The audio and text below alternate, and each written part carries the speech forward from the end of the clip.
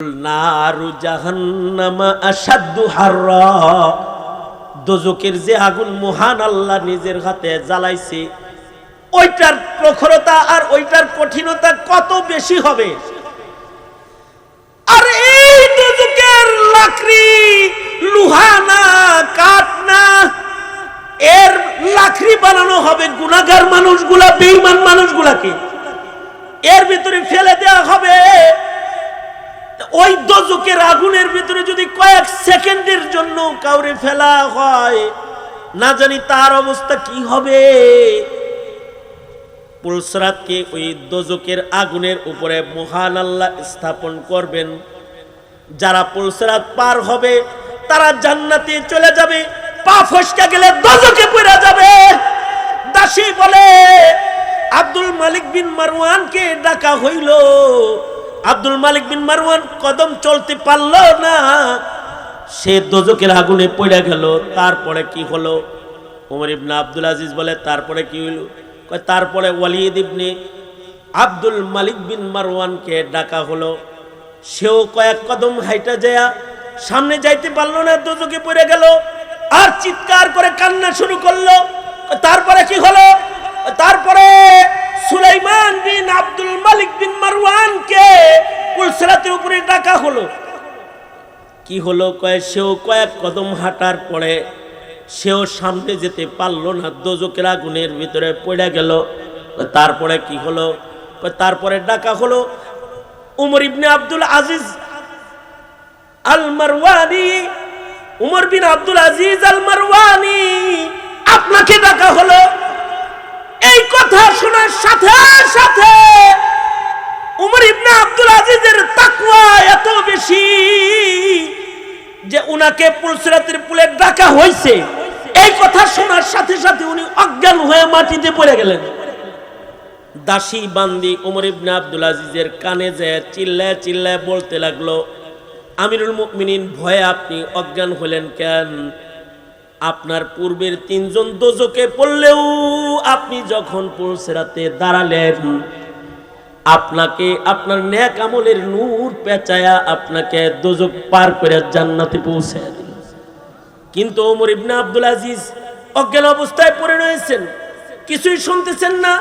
দাসী চিল্লাইতেছে আর কাঁদতেছে আর বলতেছে, আপনারই যদি এই অবস্থা হয় তাহলে আমার কি অবস্থা? আপনারই যদি এই হালত হয় তাহলে আমার কি হালত? ওমর ইবনে আব্দুল আজিজ মাথার ভেতরে পানি দিতে দিতে কিছু সময় পরে ওমর ইবনে আব্দুল আজিজের হুশ আসছে পরে ওমর বলে, দাসী আমার নাম ধরে ডাকা হলো, এরপরে কি হয়েছে তা তো বললেন না। আপনি তো এটা বলার আগেই অজ্ঞান হয়ে গেছেন। আপনার নাম ধরে ডাকা হয়েছে ঠিক, কিন্তু আল্লাহর কসম আব্দুল মালিক বিন মারওয়ান দোজকে পড়ে গেছে, ওয়ালিদ ইবনে আব্দুল মালিক বিন মারওয়ান পড়ে গেছে, সুলাইমান বিন আব্দুল মালিক বিন মারওয়ান পড়ে গেছে, কিন্তু উমর ইবনে আব্দুল আজিজ আল মারওয়ানি আপনাকে যখন ডাকা হইছে, আল্লাহর কসম আপনাকে আপনার নেক আমলের নূর পেঁচায়া জান্নাত পর্যন্ত পৌঁছায়া দিছে। যাদের নেক আমল রবে, যাদের তাকওয়া রবে, তাদেরকে আল্লাহ তাআলা এইভাবে বিজলির মতো পার করে জান্নাতে পৌঁছায়া দিবে। আল্লাহর রাসূল বলেন, উম্মতেরা রে, সুন্দর বাড়িওয়ালা হইলে আমি তোদের জান্নাতের জিম্মাদার না, তোরা ক্ষমতার মালিক হলে তোদের জান্নাতের জিম্মাদার আমি না, সুন্দর চেহারাওয়ালার জান্নাতের জিম্মাদার আমি না। কিন্তু আল্লাহর রাসূল বলেন, এই আমার উম্মত, আমি নবী নিজে দায়িত্ব নিলাম, তোমাকে আল্লাহর জান্নাতের ভেতরে মাঝখানে একটা বাড়ি আল্লাহর কাছ থেকে আমি রাসূল নিজে নিয়ে দিব। আল্লাহর রাসূল বলেন, ক্বালা রাসূলুল্লাহি সাল্লাল্লাহু আলাইহি ওয়াসাল্লাম, আনা যাঈমুন বিবাইতিন ফি ওয়াসাতিল জান্নাহ। নবীজি বলেন, উম্মতেরা, তোমাদেরকে আমি নবী নিজ দায়িত্বে নিজ জিম্মায় আল্লাহর জান্নাতের মিডলে মাঝখানে আল্লাহর কাছ থেকে একটা বাড়ি আদায় করে দেওয়ার দায়িত্ব আমি রাসূল নিজে নিয়ে নিলাম। শর্ত হলো লিমান হাসানা খুলুকাহু, যে তার চরিত্র ভালো বানাইবা, আমি নবী নিজ জিম্মায় দায়িত্বে তাকে আল্লাহর জান্নাতে পৌঁছায় দিব। সুবহানাল্লাহ।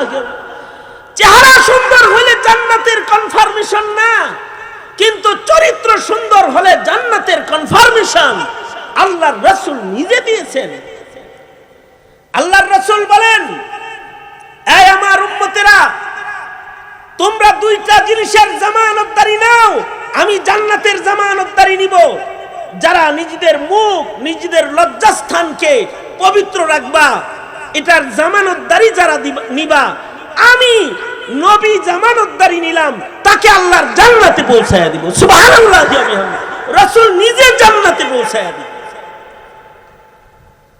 নবীজিকে আল্লাহ তাআলা ওই আখলাকের সৌন্দর্য সর্বোচ্চ দিয়ে জমিনে পাঠিয়েছিলেন। নবীজি সাহাবীদেরকে এই আখলাকটাই শিখায়া গিয়েছেন।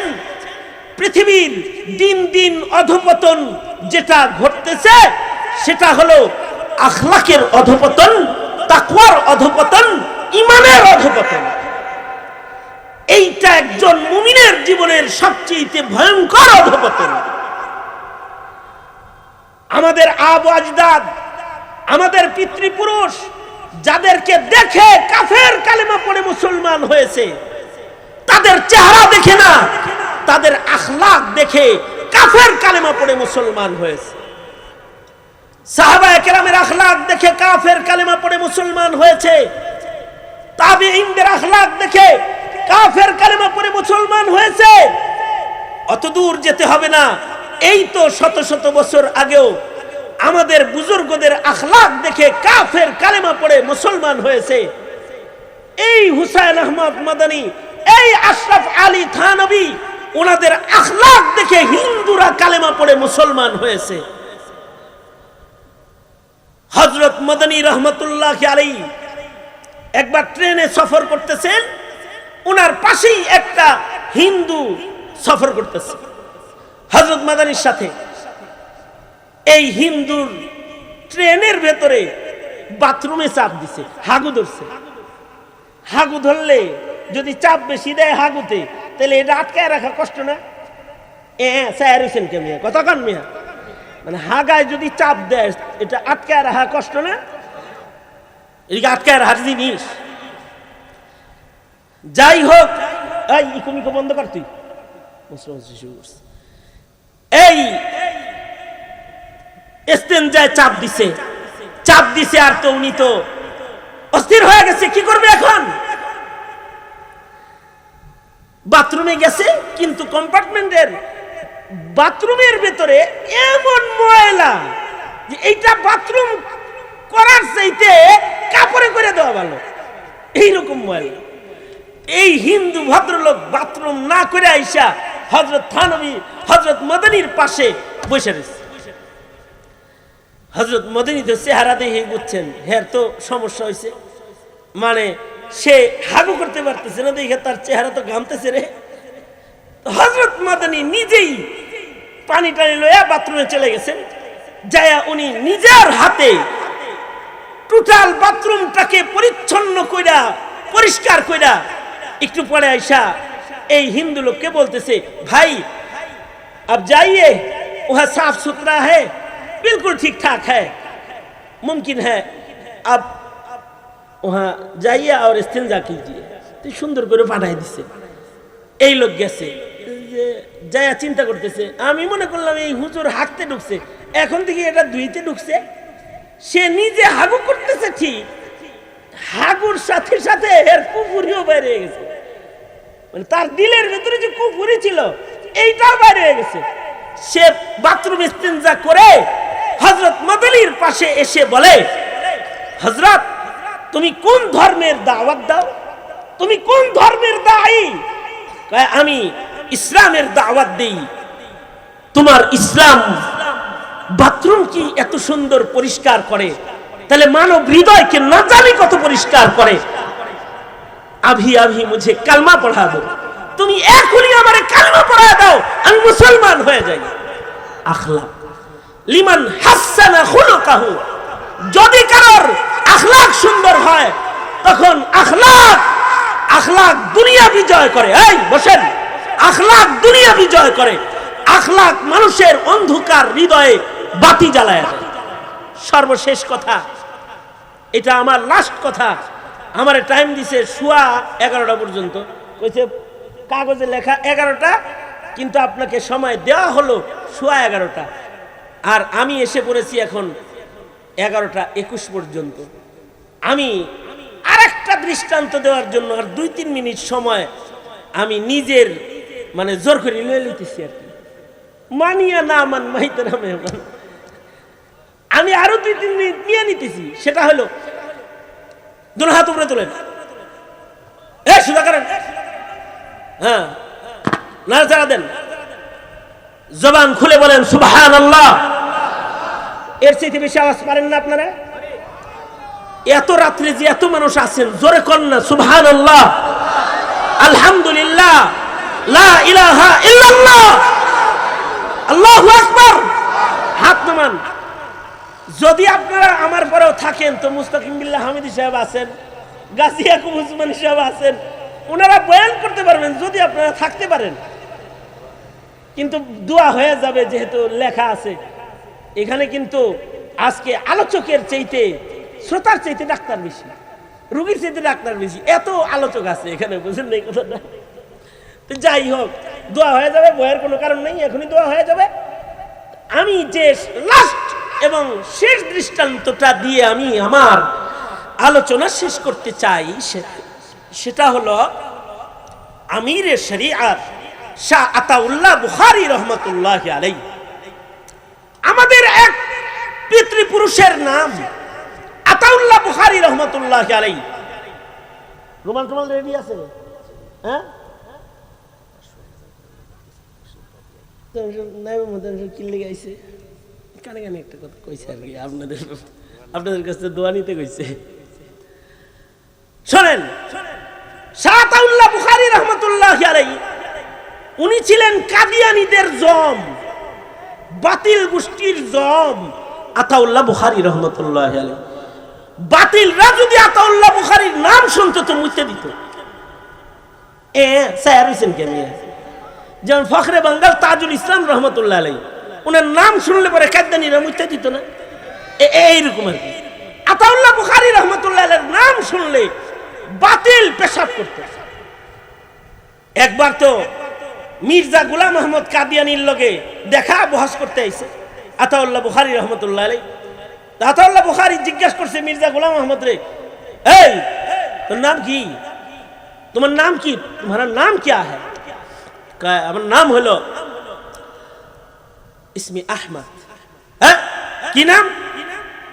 না, আব্বা রাখছিল নাম মির্জা গোলাম আহমদ।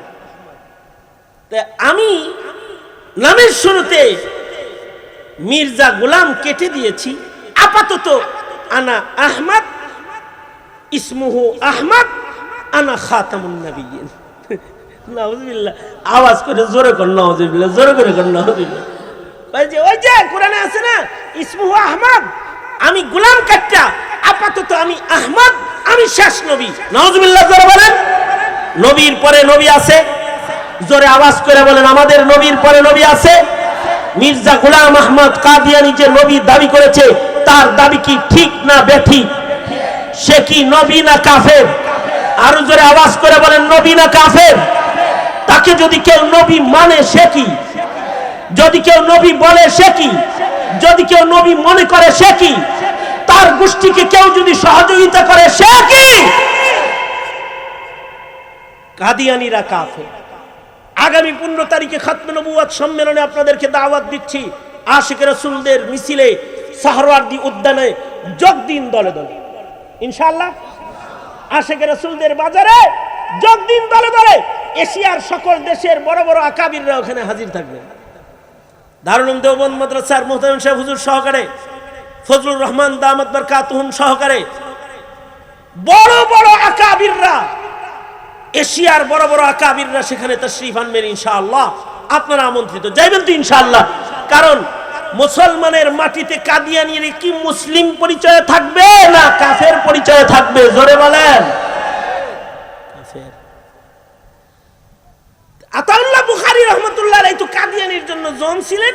উনি বললেন, এ তোমার নাম কি? কয় আব্বা তো নাম রাখছিল মির্জা গোলাম আহমদ, গোলাম এটা কেটে দিছি, फिलहाल मैं अहमद इसमुहु अहमद, कुरान में है ना आखिरी नबी जो होंगे उनका नाम अहमद होगी, तो अना अहमद अना खातमुन नबीयीन, আমি আহমদ আমি শেষ নবী, এটা দাবি করছে। আশ্চর্য ব্রেন, আশ্চর্য জবাব দেওয়ার ব্রেন ছিল আতাউল্লাহ বুখারী রাহমাতুল্লাহ আলাইহি। তো আতাউল্লাহ বুখারী রাহমাতুল্লাহ আলাইহি বললেন, তোর নাম যেহেতু গোলাম কাটতে আহমদ, আমার নাম আমার মা বাবায় রাখছিল আতাউল্লাহ, আমি আমার নামের আতা কাটা দিছি, আপাতত আমি আল্লাহ, আমি তোর মতো এই খবিশে আমি নবুয়তি দেইনি, সর এখান থেকে ভাগ। এক ডাপানি দিয়ে যে বিদায় করছে, এটা হেয়া গেছে, আজও গেছে, কালও গেছে, কোন দিন আর আতাউল্লাহ বুখারী রাহমাতুল্লাহর সামনে আর আসে নাই। এইরকম একজন আজব গরম মানুষ ছিলেন আতাউল্লাহ বুখারী, কিন্তু আখলাক কেমন ছিল?